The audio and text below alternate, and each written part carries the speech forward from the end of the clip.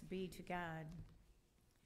So there's a lot in that Romans. I almost didn't read all of it, but I just, it's just kind of like when we're doing the hymns, how that it's important that we hear the whole story. So that's why I like, especially Christmas Eve, that I had us sing all 3 or 4 verses, because again, it tells the story. And so I hate to just pull out scriptures, right?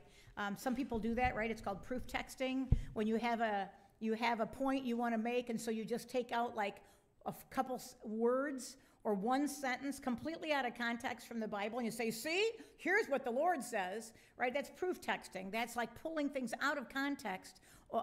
And sometimes, yeah, it totally stands alone, but sometimes it like is almost a complete opposite meaning if you put it in the structure of the scripture, which is what we believe is inspired by God, those words. So you can't just necessarily pull things out. Sometimes it works out, but a lot of times not so much.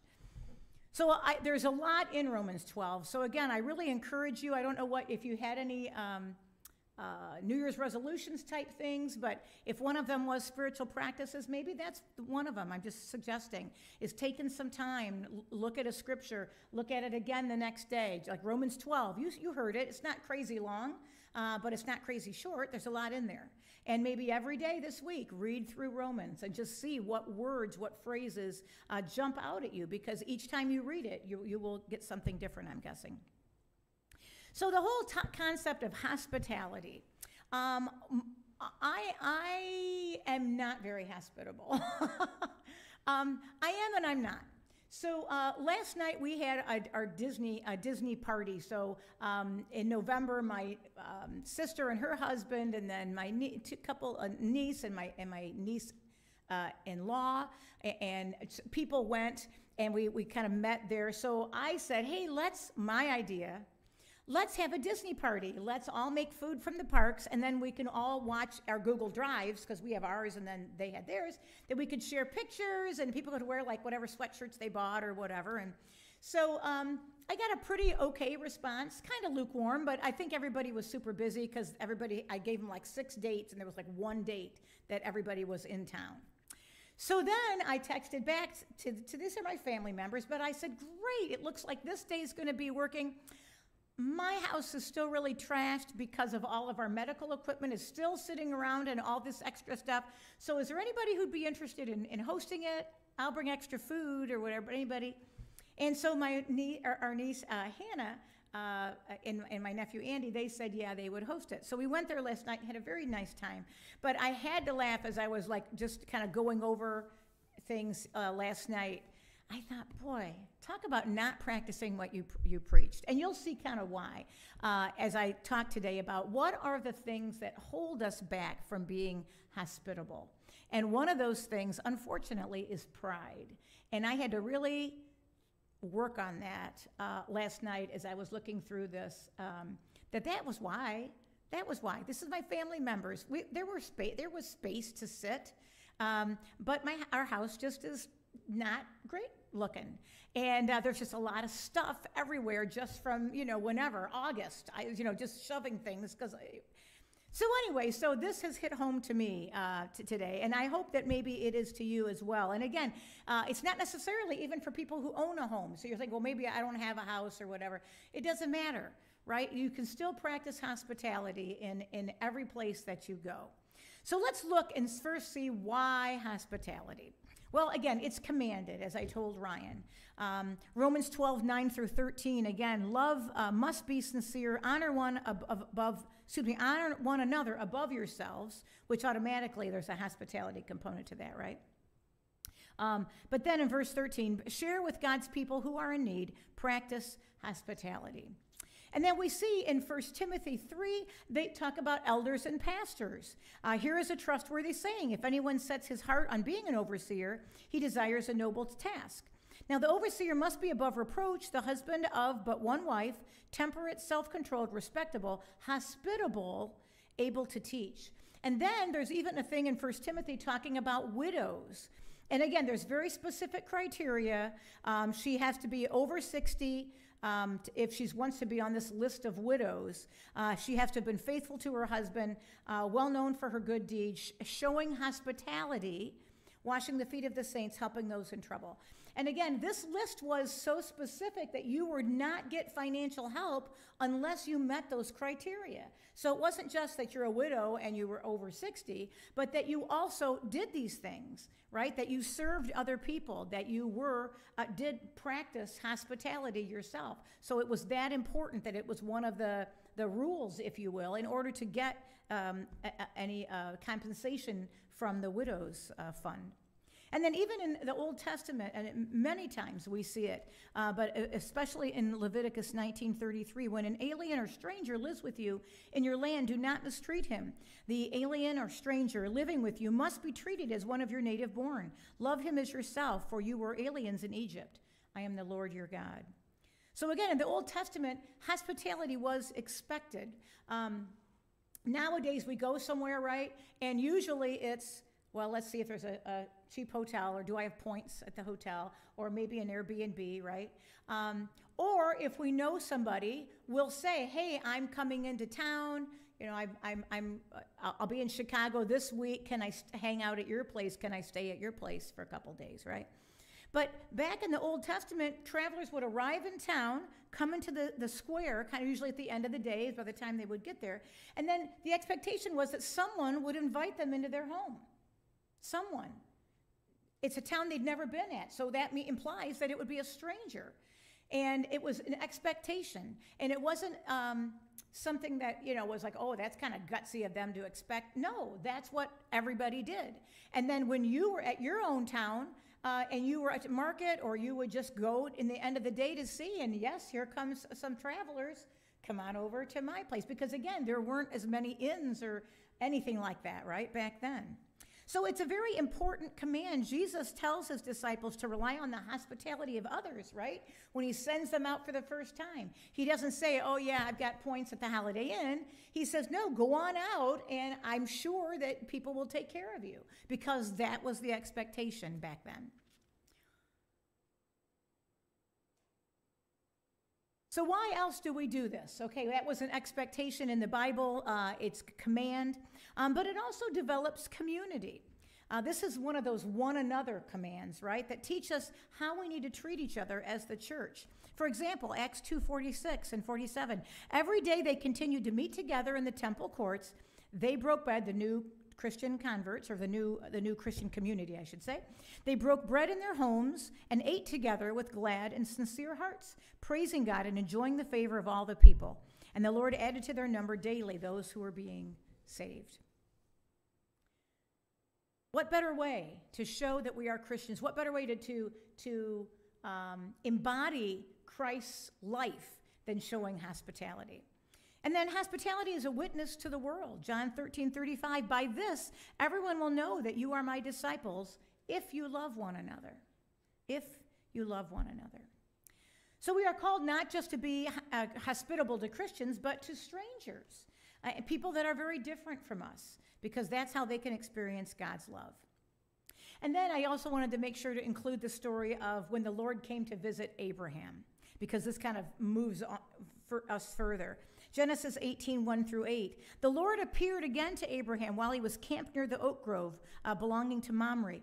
One day about noon, as Abraham was sitting at the entrance to the tent, he suddenly noticed 3 men standing nearby. He got up and ran to meet them, welcoming them by bowing low to the ground. My Lord, he said, if it pleases you, stop here for a while. Rest in the shade of this tree while my servants get some water to wash your feet. Let me prepare some food to refresh you. Please stay a while before continuing on your journey.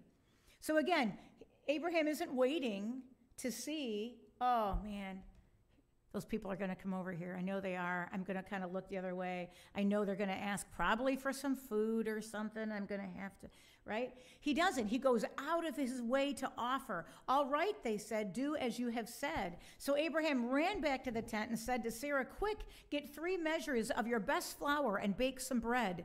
Then Abraham ran out to the herd and chose a fat calf and told a servant to hurry and butcher it. When the food was ready, he took some cheese curds and milk and the roasted meat, and he served it to the men. He didn't say, hey, there's pop in the garage if you want to go get it. He served it to the men, and as they ate, Abraham waited on them there beneath the trees. Whether Abraham was aware that he was hosting the Lord or not, he still acted in hospitality. Because of this, he received the promise of a son within a year, and he learned of the destruction of Sodom.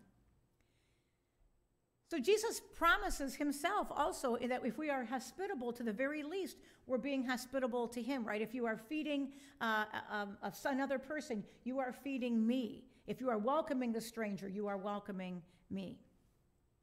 Jamie Erickson, in that book, Holy Hygge, but in the hospitality chapter, she said this, which I really like. She says, Jesus bookended his ministry here on earth with meals, which I guess I'd thought about before, but I hadn't thought about it in a hospitality sense.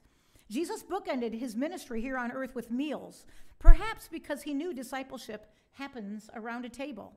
Vulnerability happens around a table. Accountability happens around a table. So if you think about all the different times in your life that have been impactful, and I'm not talking like huge, either horrible or wonderful things, the birth of a child or the death or something like that, but I mean other times that have been of substance. I would imagine that many of those times would have been at some type of a meal, sharing with other people. That's one of the reasons why we do a funeral luncheon, right? Because we want to prolong that time for people to sit together, and it's more informal, and you're just sitting there and you're getting sustenance, so you're theoretically relaxing and happier because you're not hungry. And then maybe I'm not in such a rush, so then I'm going to maybe talk and share a story. And so that's one of the reasons, that's how healing begins, in many, many different ways, but that's one of the really, I think, important parts of a funeral luncheon. My friend John is the pastor at Point Place, not St. Paul, Point Place, UCC in Point Place. And he wrote a VBS. In fact, I was telling you, I think, a little bit, Leanne, about it, but I just got it. He emailed it to me because I'm working on some music for it. So he made a vacation Bible school, and it's called Let's Eat. Let's Eat. And so he based the whole thing, and in fact, he's working on his doctorate on the same topic of the meals that Christ shared with people and the importance of communal eating, whether it's serving people who have no food, whether it's some of those meals where you invite anybody from the community together, whether it's just you in your church or whether it's you in your home, but the importance of that time spent together with a meal, either preparing a meal together or sharing in that meal, and the bonds and the deeper sharing. You see it, I know I see it at Church Chicks, but and I know Joe has said before too about men's breakfast, that when you're sitting there and you're eating and you're having another cup of coffee or whatever, that's when some of those things come out, not just passing somebody here, hi, how are you? I'm great, thanks. But after you had a meal and you're sitting there, well, how are you? Whew, let me tell you. And you get those really heartfelt times of communication. That is what we are here for. So if we are commanded to be hospitable to one another, and there are so many benefits, why don't we? So I'd like to conclude with just a couple thoughts and maybe hopefully a couple solutions, if you will, to maybe encourage our hospitality. Well, number one, who wants to invite somebody and then take the chance of them saying no thank you, right? Why don't you stop over for dinner? Okay, yeah, I'll do that sometime. Okay, well, how about Thursday? Yeah, I'll have to check my calendar, right?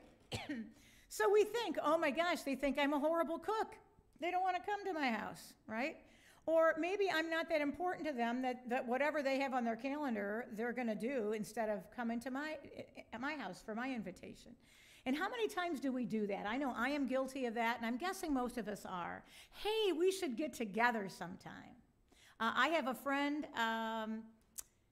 and I swear it's been 2 or 3 years that Matt and I, we work together every once in a while, and then when we have to just check in with something or ask a question or whatever, and then every time it's, hey, we'll have to get together. Absolutely. After the holidays, after this, after that. And he's in ministry also, so that's part of the issue, right, is that we have the same busy times, but that means we should have the same low times. But yet it's just making the time to do that.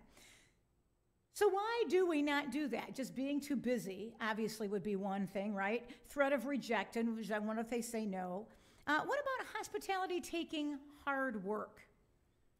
Now, if you think about it, it does put you out of your comfort zone, unless you entertain all the time. And I guess I'm thinking mainly like inviting people into your home. It draws you out of yourself, doesn't it? Because they can see all your stuff. Right? They can see all your messy dishes. They can see all the other stuff that you've meant to file and put away in August and is still sitting there. They can see all that. And that makes us vulnerable, doesn't it? That they can see whether it's clean or dirty or whatever it is. They can see what we read. They can see what movies we watch if they're sitting out, right?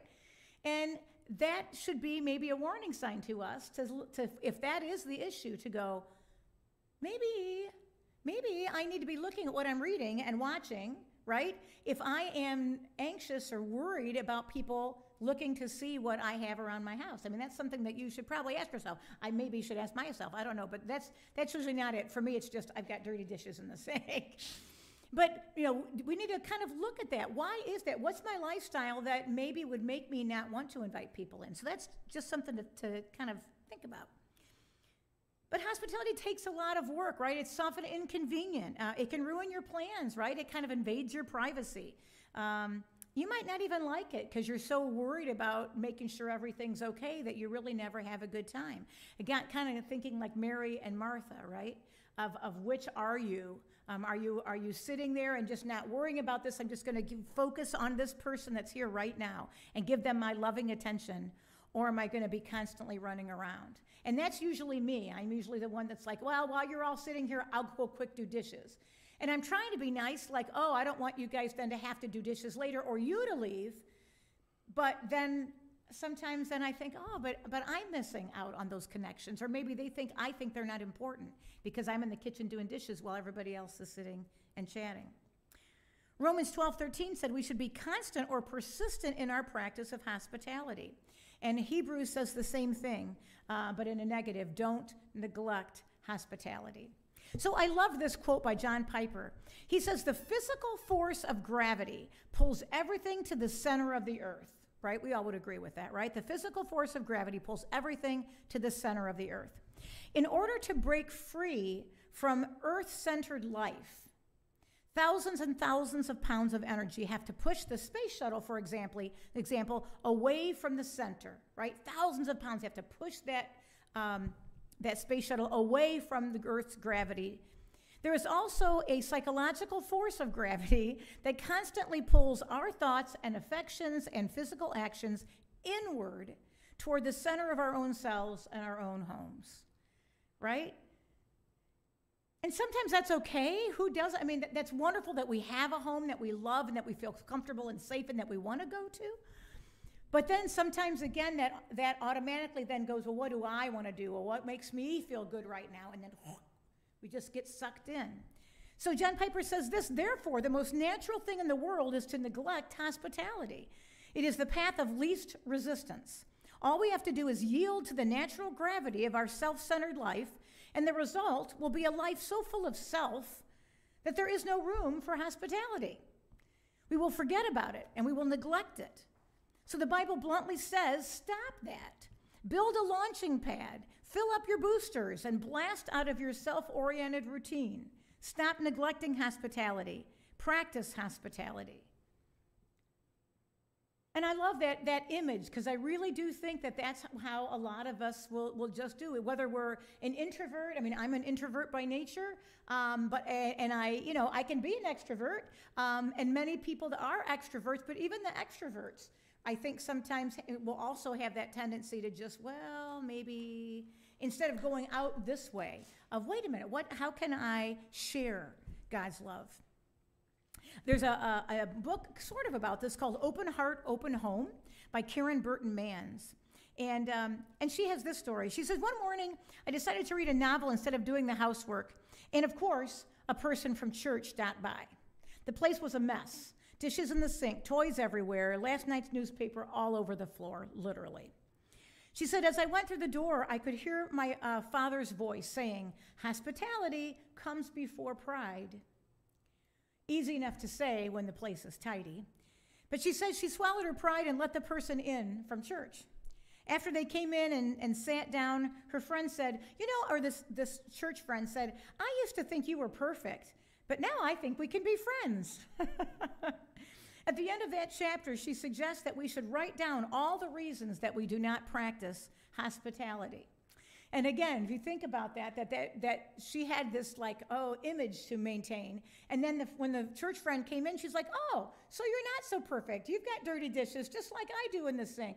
All right, I think I can be real with you. And then that friendship ensued.